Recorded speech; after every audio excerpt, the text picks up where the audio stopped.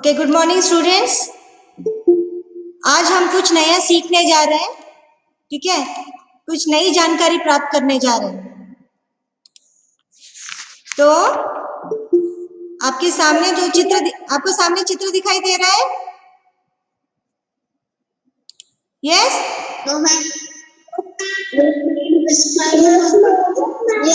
Yes. तो आपने सैर तो कई जगह की होगी, बहुत जगह आप लोग घूमे होंगे, यस। तो आज जहां हम घूमने जा रहे हैं उन चित्रों के द्वारा, उस जगह का नाम है उत्तराखंड, ठीक है। तो उत्तराखंड में आपका स्वागत है सभी का। तो आज का जो विषय है वो है उत्तराखंड के जो कवि है और उनकी जो कविताएं हैं उनके बारे में आज हम लोग पढ़ेंगे, उससे रिलेटेड हम लोग जानकारी लेंगे, ठीक है। तो यहाँ आपको सामने जो चित्र दिखाई दे रहा है ये उत्तराखंड का ही है। उत्तराखंड यानी प्राकृतिक सौंदर्य, उसको स्वर्ग कहा जाता है। कश्मीर है, उत्तराखंड है, यह धरती का स्वर्ग उसे माना जाता है। वहां के जो फूल है, हाँ, उसके बाद यहाँ पे जो पहाड़ियां है, जो वहां पे घाट बहुत अधिक है, पहाड़ी क्षेत्र है और ज्यादातर घर जो है वहां पे पहाड़ी इलाकों में बसते हैं, पहाड़ों के ऊपर। अब देख सकते हो बहुत सारे घाट आपको दिखाई दे रहे हैं, यस?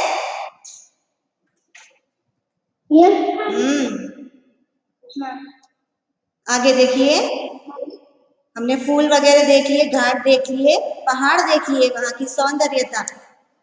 अब देखो ये बहुत ही मिलता जुलता मंदिर है, आपने सुना भी होगा, केदारनाथ है ये मंदिर। और ये कहाँ है तो बोलना, उत्तराखंड में है ये केदारनाथ का मंदिर, यस। और वहां का जो वातावरण है वो बहुत ही ठंडा है। दूर दूर से लोग वहां पे दर्शन करने के लिए आते हैं। उस जगह को, उस मंदिर को देखने के लिए यात्री दूर दूर से, कोसों दूर आते हैं। वो पहाड़ी के ऊपर है, तो आप यहीं से दर्शन कर लीजिए भगवान के, यस। आगे देखिए, वहां के पहाड़ जो है वो बहुत ही ऊंचे ऊंचे हैं। वहां पे ग्लेशियर बहुत अधिक है, जो बर्फ होते हैं वो बहुत अधिक वहां पे पड़ती है। और वहां का जो सुंदर नजारा है बहुत ही मनोरम है, वो भूले भुलाए नहीं जाता हमसे वो दृश्य। इसीलिए उत्तराखंड को स्वर्ग का दर्जा दिया गया है। वहां की यात्रा करने के लिए लोग दूर दूर से, कोसों दूर, चाहे वो उत्तर हो या पश्चिम हो, दक्षिण हो, हर जगह से लोग उस वहां पे देखने जाते हैं। तो उत्तरी भाग वहां पे स्वर्ग का दर्जा दिया गया है, उत्तर भाग को, ठीक है। मैम और एक बार हम केदारनाथ हुआ था। यस यस, तो आपने बहुत सारे समाचार पत्रों में, टीवी में वगैरह आप लोग ने देखा होगा, न्यूज, इससे समाचार रिलेटेड, ठीक है। तो आपने अभी बहुत सारे चित्र देखे उत्तराखंड के, वहां की सुंदरता के बारे में देखा, यस। तो वहां का जो साहित्य है, जो कला है, उसके बारे में हम लोग आज देखेंगे। तो यहाँ पे आपको जो चित्र दिखाई दे रहा है, यहाँ पे एक लड़की है जो गा रही है, यानी कविता गा रही है। तो कविता सुनना और उसे गाना बहुत ही अच्छा लगता है, यस। और यस, वो हमारे जीवन को क्या देता है, आनंद देता है। और कविता को रचना ये अलग बात है। कविता कौन रचता है, आपको जानते हो? कविताएं कौन रचता है? कवि रचते हैं, उसकी रचना करते हैं, उसको लिखते हैं, उन किताबों को लिखते हैं, वो संग्रह करते हैं कवि, कविताएं अनेक, ठीक है। आगे देखिए, यहाँ पे आपको एक पेड़ दिखाई दे रहा है, ठीक है। उस पेड़ पे ये क्राफ्ट है, उस क्राफ्ट के द्वारा बहुत सारे जो ऑथर्स है, जो लेखक है, कविगण है, उनके नाम वहां पे चिपकाए गए हैं। और पीछे आपको लाइब्रेरी दिखाई दे होगी, तो यानी पुस्तकालय, जहाँ पे बहुत सारी जो कविताएं हैं, जो पुस्तकें हैं, वे हमें दिखाई देती है, ठीक है। उसके बाद यहाँ पे नेक्स्ट चित्र में आप देख सकते हो एक छोटी सी कविता ली गई है। ठीक है, वो जो कविता है वो 1 से 10 तक वहां पे वो कविता छोटी सी ली गई है। तो ऐसी बहुत सारी कविता जो है वह कविगण रचते हैं। ठीक है, तो आज हम लोग जो जानेंगे उत्तराखंड के कौन कौन से कवि हैं, उन्होंने कौन सी कविता लिखी है, वो इसके बाद हम देखेंगे। ठीक है, ये देखिए इस स्लाइड में आप देख सकते हो उत्तराखंड के जो प्रमुख कवि है, जो साहित्यकार हैं, जिन्होंने कई उपन्यास लिखे हैं, कई पुस्तकें लिखी है, वे सारे कवियों के यहाँ पे चित्र है।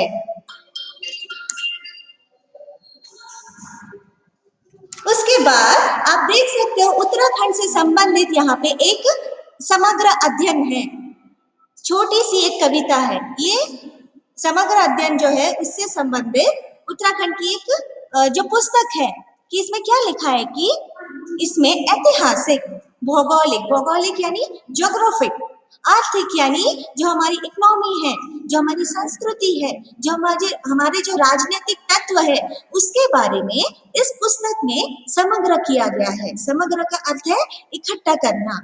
तो ऐसी कई पुस्तकें हैं जो इस समग्र में लिखा गया है इस पुस्तकों में। ठीक है, नेक्स्ट चित्र हम देखते हैं। तो ये है उत्तराखंड के कुछ कवि, जिनका पहला नाम दिया गया है गिरीश तिवारी। ठीक है, उसके बाद दूसरे है कि मंगेश दरबार और अनवान चिश्ती। ठीक है, तो ये जो कवि हैं ये उत्तराखंड के हैं। इनका जन्म यहाँ पे दिया है 1945 से 2010 में। गिरीश तिवारी का जन्म यहाँ पे दिया है। तो आप यहाँ पे सिर्फ उनका नाम जानिए कि कुछ जो प्रमुख जो कवि हैं वे कौन से हैं। गिरीश तिवारी, मंगलेश दरबार, अनवान चिश्ती। ठीक है, उसके बाद और थोड़े हैं जो यहाँ पे कवि, वीरेंद्र अग्रवाल, लीलाधर जगूदी, शैलेश मेथियानी। उसके बाद जो सबसे प्रमुख है यहाँ पे सुमित्रानंद पंत। ठीक है, और उसके बाद है हेमंत जोशी। तो मैंने आपको जो चित्र दिखाए यहाँ पे 6-7 जो चित्र दिखाए कवियों के, उनमें सबसे अधिक प्रमुख जो है वो है सुमित्रानंदन पंत। तो अभी हम सुमित्रानंदन पंत के बारे में थोड़ी बहुत जानकारी लेंगे। है? ये देखिए आप इस स्लाइड में देख सकते हो कि यहाँ पे सुमित्रानंदन पंत का चित्र है। ठीक है, हाँ, सुमित्रानंदन पंत का चित्र है। तो इनका परिचय हम देखेंगे कि इनका जन्म उत्तराखंड में हुआ था। तो कौन से गांव में है तो हम कहेंगे कि बागेश्वर में अल्मोड़ा जिले में उनका जन्म हुआ था। और उनका जन्म किस ईस्वी को हुआ था तो आप बोलोगे 1900 ईस्वी को। 20 मई 1900 को उनका जन्म हुआ था कौसानी में। ठीक है, तो उनके जन्म के पश्चात यानी बाद में उनकी माँ का देहांत हो गया। अतः इनका जो पालन पोषण है इनकी दादी जी ने किया। और उनके पिता का नाम गंगादत्त पंत था। और ये गंगादत्त पंत की 8वीं संतान थी। 8वें ये पुत्र थे। कौन? सुमित्रानंदन पंत। ठीक है, इनका जन्म कहाँ हुआ था तो क्या बोलोगे? अल्मोड़ा जिले में इनका जन्म हुआ था उत्तराखंड में। और इनका जन्म 1900 ईस्वी में 20 मई को हुआ था। उसके आगे और थोड़ी सी देखेंगे हम जानकारी कि सुमित्रानंदन पंत का जन्म स्थान जो था वो कौसानी में हुआ था। और जो कौसानी जो जगह थी वो बहुत ही खूबसूरत यानी प्रकृति से भरा हुआ वो जगह थी। तो स्वाभाविक है कि उनको प्रकृति से बहुत अधिक प्रेम था। इसीलिए उन्होंने बचपन से ही उन्होंने कविता रचने का ठान लिया। वे बहुत सारी कविता रचते थे। वे बहुत प्रेरित थे किससे? प्रकृति से। यानी जो झरना है, जो बर्फ है, पुष्प लता है, भ्रमर गुंजन है, उषा किरण है, ये सारे उनके इर्द गिर्द हमको दिखाई देता है। इसीलिए वे बहुत अधिक प्रकृति से प्रेरित हुए थे। इसीलिए उन्होंने बचपन से बहुत सारी कविताएं रचना शुरू कर दिया था। ठीक है, तो संध्या ये सब सहज रूप से इनके काव्य का उत्पादन बने। इनकी इन्हीं सब काव्यगत विशेषताओं के कारण इनको प्रकृति का सुकुमार कवि भी कहा जाता है। सुकुमार यानी जो प्रकृति का पुत्र होता है उसको कहते हैं सुकुमार। इसीलिए वे ज्यादातर जो कविताएं होती है वे प्रकृति से संबंधित होती है। तो किसकी, तो क्या क्या बोलोगे, कौन से कवि की? सुमित्रा नंदन। यस, सुमित्रा नंदन पंत। उन्होंने बहुत सारी रचनाएं उन्होंने की थी। अब जैसे जैसे बढ़ोगे बहुत सारी कविताएं अब 6, 7, 8 में पढ़ोगे, उनसे जुड़ी हुई कविताएं। उन्हीं में से एक कविता मैंने यहाँ ली है, जीना अपने ही में। जीना अपने ही में एक महान कर्म है, जीने का हो सदुपयोग यह मनुज धर्म है। अपने ही में रहना एक प्रबुद्ध करता कला है, जग के हित में रहने में सबका सहज भला है। जग का प्यार मिले जन्मों का पुष्प चाहिए, जग जीवन को प्रेम सिंधु में डूब चाहिए। ज्ञानी बनकर मत नीरस उपदेश दीजिए, लो कर्म भव सत्य प्रथम सत्कर्म कीजिए। तो एक छोटी सी जो पंक्तियां हैं वह सुमित्रा नंदन पंत ने लिखी है। आगे बहुत सारी कविताएं हैं, तो उनमें से मैंने 2 चित्र लिए हैं। मैंने छुटपन में छिपकर पैसे बोए थे, सोया था पैसों के प्यारे पेड़ उगेंगे। रुपयों की कलधार मधुर फसलें सगेगी, और फूल पलकर मैं मोटा सेटा बनूंगा। तो ये छोटी छोटी जो उनकी यादें हैं, उन्हीं यादों से संबंधित उन्होंने यह पंक्तियां उन्होंने रची है।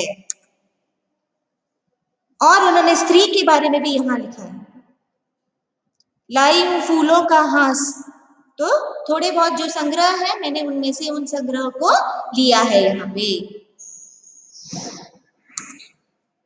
उसके बाद तो आपने अभी तक सुमित्रा नंदन पंत के बारे में देखा, जो कि उत्तराखंड के प्रमुख कवि रहे हैं। तो अभी जो हम सारे जो कवियों को देखेंगे वे उत्तराखंड के नहीं है, फिर भी उन कवियों के नाम देखिए, उनको याद रखिए कि हमारे भारत देश के कौन कौन से कवि है, उनके क्या नाम है, उन्होंने कौन सी रचना की है, उनकी क्या विशेषताएं हैं। तो आपको सबसे पहले यहाँ चित्र दिखाई दे रहा है महादेवी वर्मा। यह महादेवी वर्मा कवित्री है। कवि कवित्री यानी ये स्त्रीलिंग है, इसलिए कवित्री का प्रयोग हम करेंगे। तो इन्होंने यहाँ पे जीवन दीप कविता की रचना की है। उसके बाद यहाँ दूसरे कवि आपको दिखाई दे रहे हैं, जिनका नाम है हरिवंश राय बच्चन। जब मैंने बच्चन कहा तो मिलता जुलता आपको सरनेम से पता चल रहा है। कौन है इनके पुत्र, बता सकते हो? अमिताभ बच्चन। बिल्कुल बिल्कुल, अमिताभ बच्चन। यस, जिस तरह हरिवंश राय, यस, जिस तरह हरिवंश राय बच्चन एक महान कवि रह चुके अपने युग में, उसी तरह अमिताभ बच्चन भी अभिनय के साथ कई नाटक किए, कई अभिनय किया, कई फिल्मों में उन्होंने काम किया।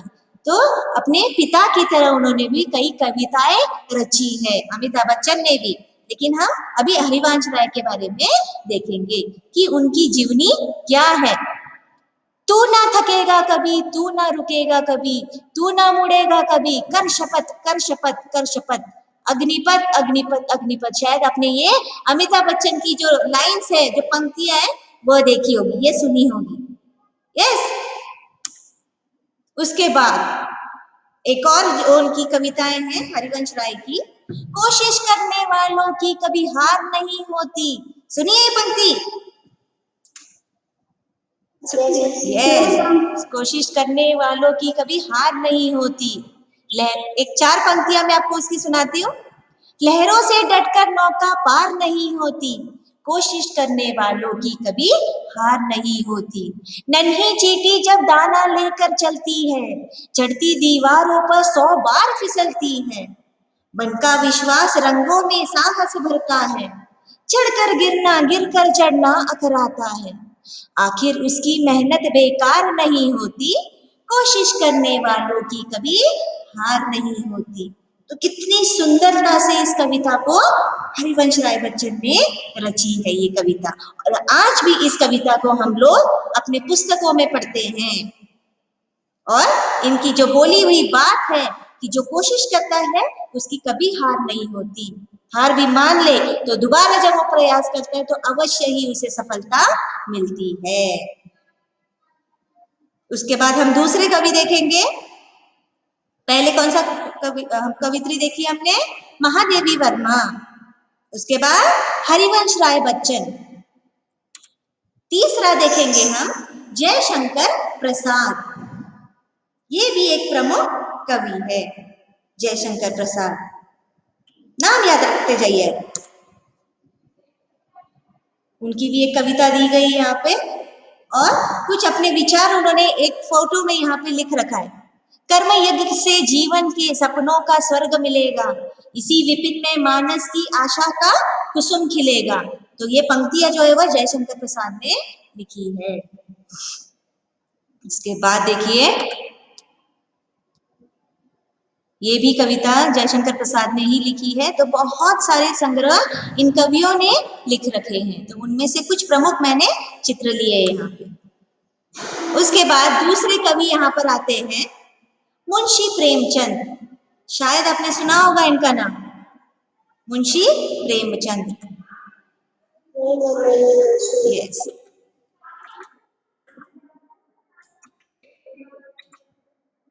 तो यहाँ पे जो कर्मभूमि पुस्तक है उपन्यास, उस पर उन्होंने वो पंक्तियां लिखी है। अब क्रांति में ही देश का उद्धार है, ऐसी क्रांति जो सर्वव्यापक हो, जो जीवन के मिथ्या आदर्शों का, छूटे सिद्धांतों और परिजनों का अंत कर दे, जो एक नए युग की परिवर्तन हो, एक नई सृष्टि खड़ी करवे, वे मनुष्य को धन और धर्म के आधार पर टिकने वाले राज्य के पंजे में मुक्त कर दे। ये पंक्तियां प्रेमचंद द्वारा कर्मभूमि जो उपन्यास है उसमें ये पंक्तियां लिखी गई है। कुछ सुविचार है यहाँ पे।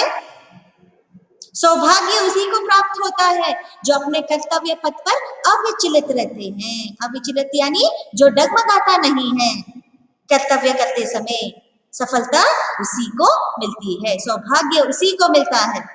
ये पंक्तियां मुंशी प्रेमचंद द्वारा लिखी गई है। और भी है यहाँ पे उनके विचार दिए गए हैं। 1880 में उनका जन्म हुआ था मुंशी प्रेमचंद का, और देख सकते हो आप नीचे वाले इसमें 31 जुलाई 1880 में, और 1986 में उनकी मृत्यु हुई। यस, इस चित्र को देखते ही आपके ध्यान में आ गया होगा कि मैं किसका चित्र दिखा रही हूँ। कौन है? बिल्कुल बिल्कुल, रविंद्रनाथ टैगोर। यस यस, रविंद्रनाथ टैगोर जो है। और अब आपके सामने जो चित्र दिखाई दे रहा है क्या है वो? मैम हमारा राष्ट्रपति। बिल्कुल बिल्कुल सही, बिल्कुल सही। जन गण मन जो हम लोग गाते हैं, यस, ये जो है राष्ट्रगीत वो रविंद्रनाथ टैगोर द्वारा लिखा गया है। और इनका प्रोनाउंसिएशन भी कितना सुंदर है, बांग्ला भाषा में इन्होंने सबसे पहले लिखा है, और वे बंगाली थे। ठीक है, हम लोग उत्तराखंड के नहीं है कवि, भारत देश के ही है। तो जो मैंने स्टार्टिंग में दिखा है वो उत्तराखंड के कवि थे, लेकिन सबसे प्रमुख कौन से है तो बोलना सुमित्रा नंदन पंत, वे उत्तराखंड के प्रमुख कवि थे। उसके बाद 1861 में रविंद्रनाथ टैगोर का जन्म हुआ था। तो वे कवि भी थे, संगीतज्ञ थे, चित्रकार थे और साथ ही साथ शिक्षक भी थे। तो एक साथ उन्होंने कई पात्र उन्होंने निभाए।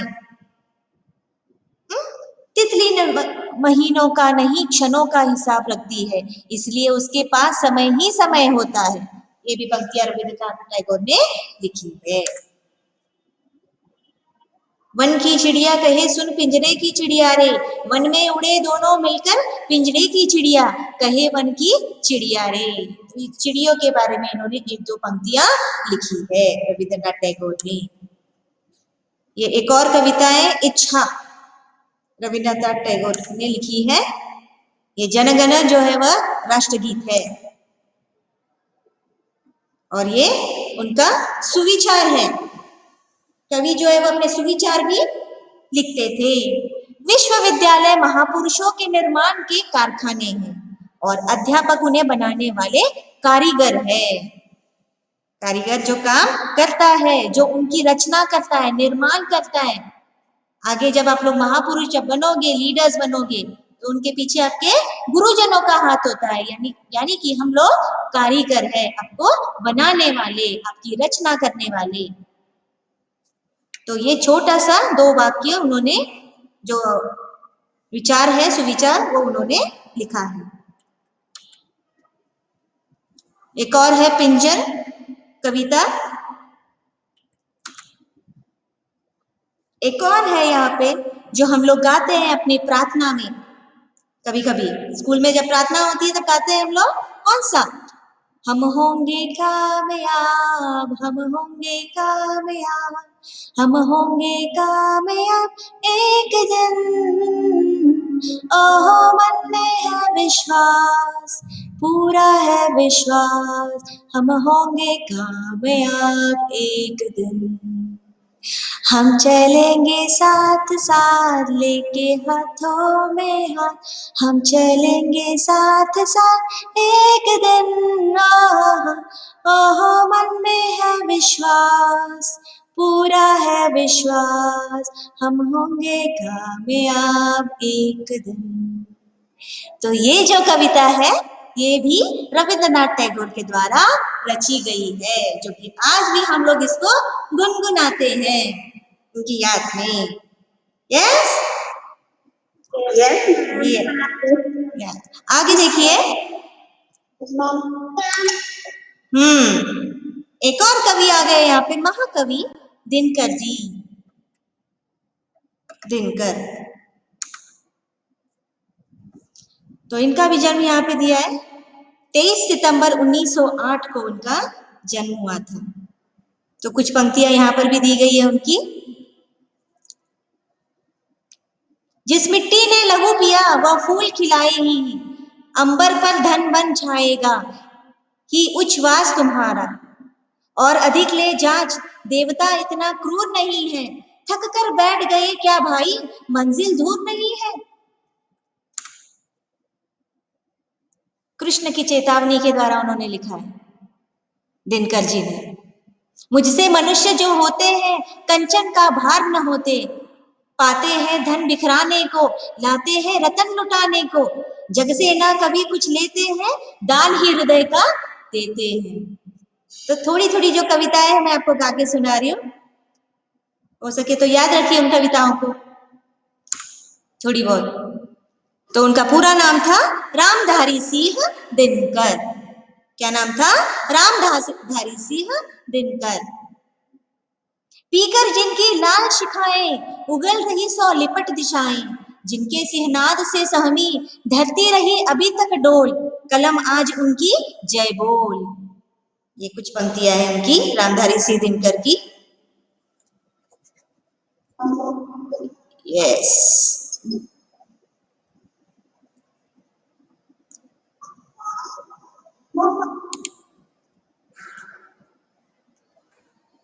यहाँ पे एक और है। क्यों लोग अपनी संस्कृति से इतना घबराते हैं, क्यों अपनी बोली बोलने में इतना शर्माते हैं, होते देशी है फिर भी अपने को विदेशी दिखाते हैं, क्यों एक दिखावटी ढंग का नकाब ओढ़कर आते हैं, दूसरों के लिए खुद की वास्तविक पहचान छुपाते हैं। कितने सुंदर तरीके से इन कविताओं की रचना की है। जो भी मैंने आपको कविता दिखाई, कुछ ही संग्रह मैंने आपको दिखाए, लेकिन बहुत ही सुंदर तरीके से ये कविताएं रचते हैं। तो कविता रचने में भी एक अलग मजा है, एक अलग कला है उसे रचने की। तो हो सके तो आप भी इस कला को अपनाइए, कोशिश कीजिए 1-2 पंक्ति लिखने की।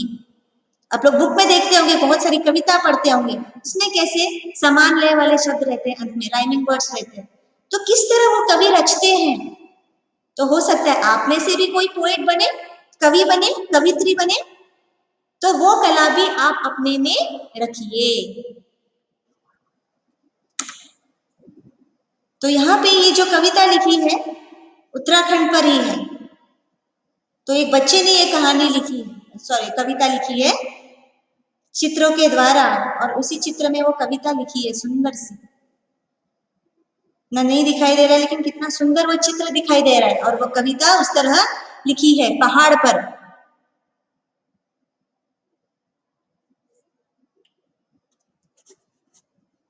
आगे देखते हैं।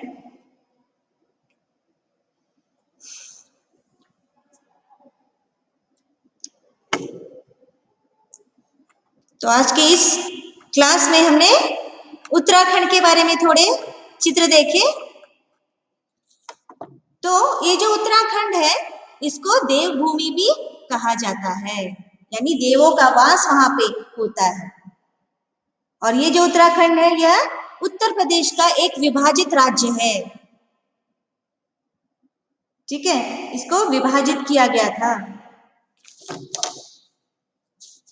और ये उत्तर प्रदेश से विभाजित राज्य है। यह प्रथा इतिहास प्राकृतिक सौंदर्य के लिए प्रसिद्ध है। ये जो उत्तराखंड है ये अपनी प्रकृति सुंदरता के लिए, अपनी इतिहास के लिए, अपनी जो प्रथा है, जो सौंदर्यता है, उसके लिए ये उत्तराखंड प्रसिद्ध है। और यहाँ के ज्यादातर लोग हिंदू है। ठीक है, यहाँ पे पहाड़ी क्षेत्रों में लोग बसते हैं। ये पहाड़ी क्षेत्रों में राज्य बसा हुआ है।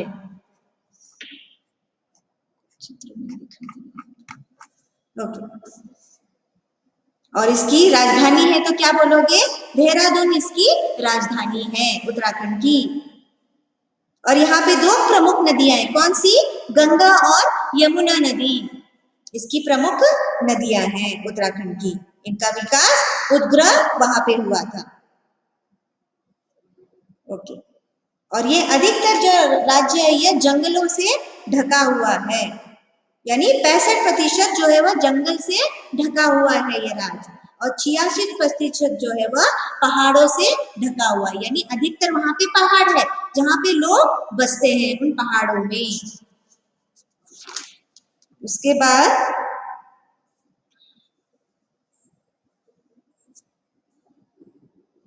यहाँ पे इस जो केदारनाथ, ये जो उत्तराखंड है ये कब राज्य बना था? तो बोलना 2000 को। ठीक है, 9 नवंबर को 2000 में इसकी स्थापना हुई थी उस उत्तराखंड की। और यहाँ के जो प्रमुख धाम है कौन से? बद्रीनाथ है, केदारनाथ है, गोदावरी और यमुनोत्री, ये 4 धाम हैं जहाँ पे लोग दर्शन करने के लिए वहां पे जाते हैं। और यहाँ की जो प्रमुख भाषा है वह कौन सी है? तो बोलोगे गढ़वाली और कुमानी, और साथ ही साथ जो सबसे पहली भाषा बोली जाती है संस्कृत। संस्कृत भाषा, गढ़वाली और कुमानी भाषा इस उत्तराखंड में बोली जाती है।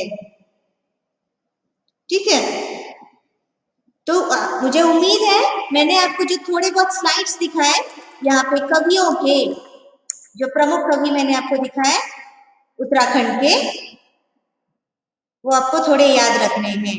सबसे ज्यादा जो याद रखना है वह सुमित्रा नंदन पंत, जिसके बारे में मैंने आपको जानकारी यहाँ पे दी कि उनका जन्म कहाँ हुआ था। उनका लालन पोषण दादी जी ने किया था, और 1900 ईस्वी में उनका जन्म हुआ था 20 मई को। और वे अपनी प्रकृति से बहुत ही प्रेरित हुए, उस वजह से उन्होंने बहुत सारी कविताएं रची, इसीलिए उनको प्रकृति का सुकुमार भी कहा जाता है। और उन्होंने भी कई सारी कविताएं रची। उन्हीं के साथ बहुत सारे कवि और कवियत्री के चित्र मैंने आपको दिखाए। इनमें से प्रमुख महादेवी वर्मा, हरिवंश राय बच्चन, जयशंकर प्रसाद, मुंशी प्रेमचंद, उसके बाद रविंद्रनाथ टैगोर,